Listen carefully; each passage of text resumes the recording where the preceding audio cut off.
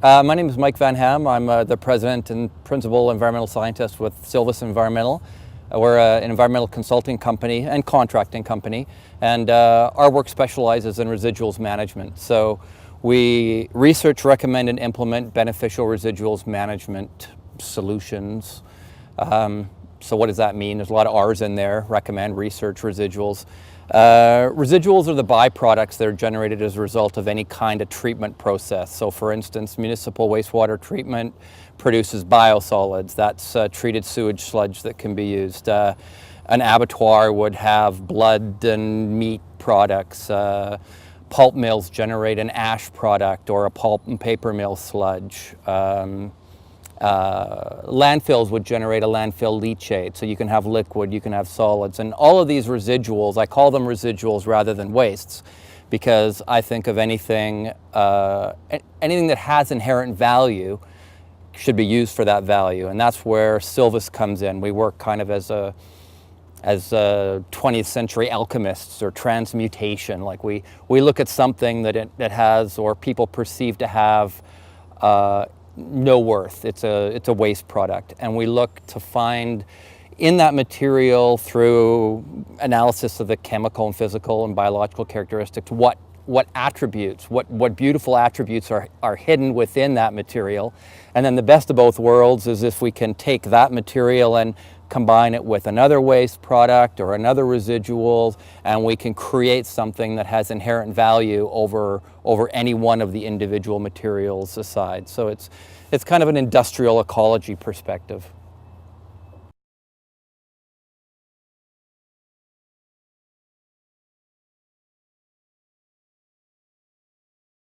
Constructed soil is a fabricated growing medium. So what we're trying to do with a constructed soil is understand the processes that are within, that occur within a soil. So if we understand the biological and chemical and physical processes, the activities or the characteristics that make up a soil, we can then use those to our advantage. That knowledge is power. So we can then use that ability to create a constructed soil or a fabricated soil to fulfill specific purposes. So a constructed soil we would construct a soil to meet a specific need.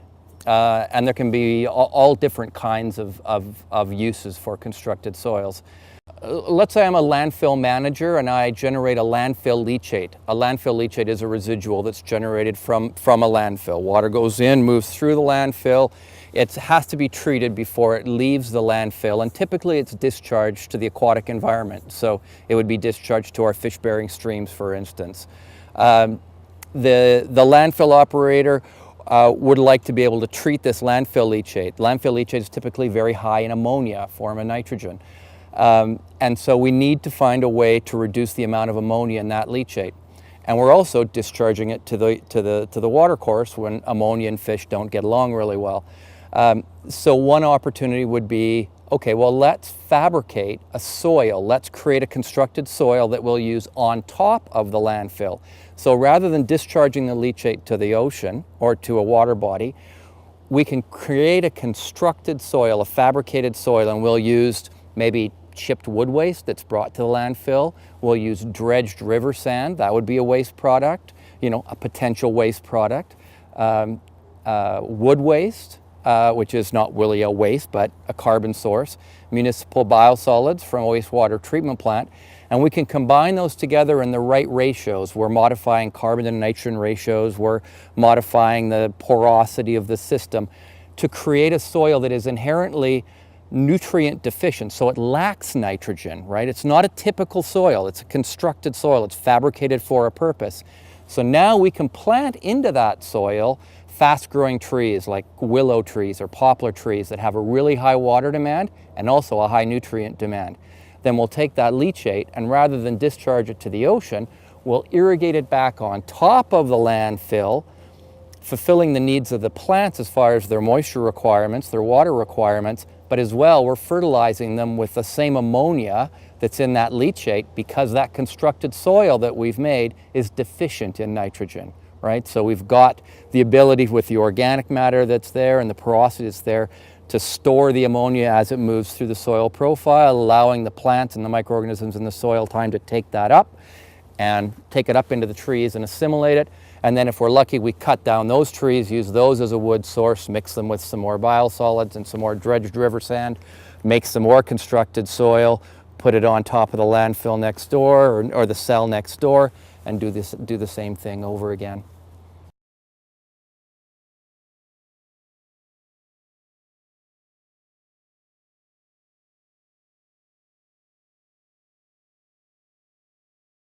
Very much so in mine reclamation and restoration, where you're starting with, you've got a disturbed landscape that you could have, well, there's many challenges in mine reclamation. The first one, or the most typical one, is a lack of soil to begin with. You're dealing with waste rock, which is blast rock that's angular, and coarse fragment content is 100%, and it's, you know, this big. Or you're dealing with tailings ponds, which are so finely pulverized rock that it's basically silt and clay-sized particles, and those are the two materials that you're left with. And you could have hundreds of hectares of these kinds of disturbed landscapes that need to be returned back into some kind of productive ecosystem. And so you're looking at, we can apply chemical fertilizer to these sites and try to work on primary succession and try to get organisms growing on the rock to break it down, to start to create some semblance of soil. Or we can use organic residuals like pulp and paper mill sludges and ash in combination to become, in essence, the organic matter to kind of kickstart that whole soil forming process. So it serves both as a sponge to hold moisture and also as a nutrient reserve, so we can start to get the organisms living in the soil in that fabricated soil. It's not a true soil yet, it's a growing media. But we start to get the water and the nutrients there. The plants start to grow, they decompose, things start to cycle, processes start to occur within the system, and we start our way down to a sustainable reclamation where we meet our end use objectives. It could be grazing, could be forestry, could be recreation.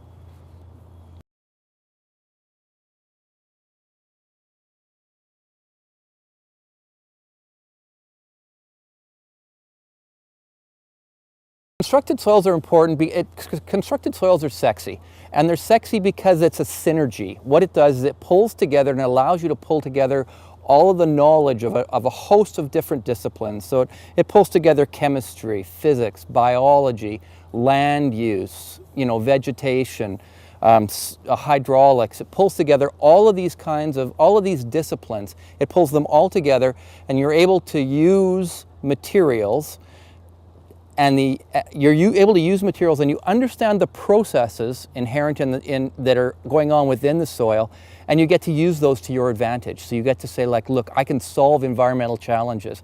I can solve a problem by using my knowledge, the sexy knowledge that I have about soils, right? I can combine, I can use that. I can use the feedstocks around that I have to be able to make a constructed soil, and sometimes those are quote-unquote waste products, but they may not be.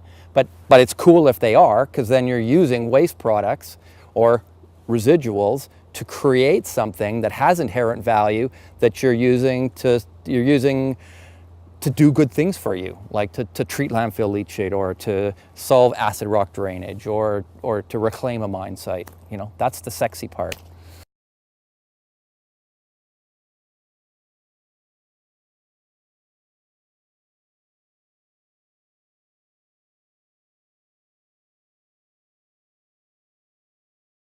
One of the cool things about constructed soils or fabricated soils is that we can use them in greenhouse gas mitigation initiatives.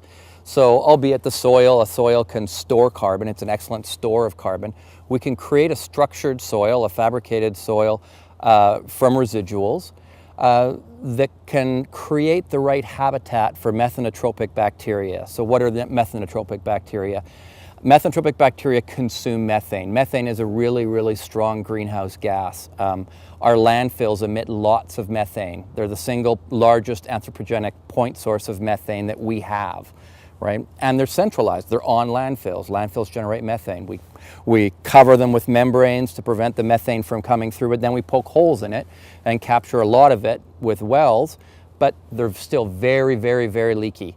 But then we can cover them with a fabricated soil, a constructed soil, and if we know exactly what those methanotropic bacteria need to survive and what they like to chew on, we can create an ideal growth media for these methanotropic bacteria.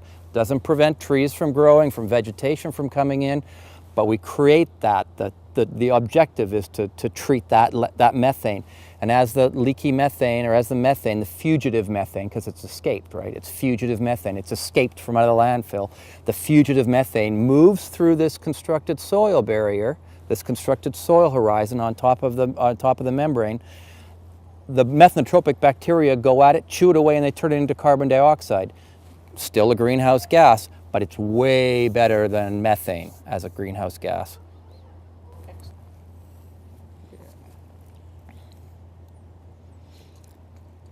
This is a constructed soil, or a fabricated soil. This soil is made with municipal biosolids, so I'd like to think that there's a little bit of you in there. Waste wood from dryland sort operations and dredged river sand, so you might be able to see some of the dredged river sand in there. But this soil is specifically fabricated for green roofs, so it's very light in texture. It's got a very light bulk density, so it's another indication or another example of how you could use different residuals as resources and use them to create a constructed soil, in this case that would be used as a growing medium on a green roof.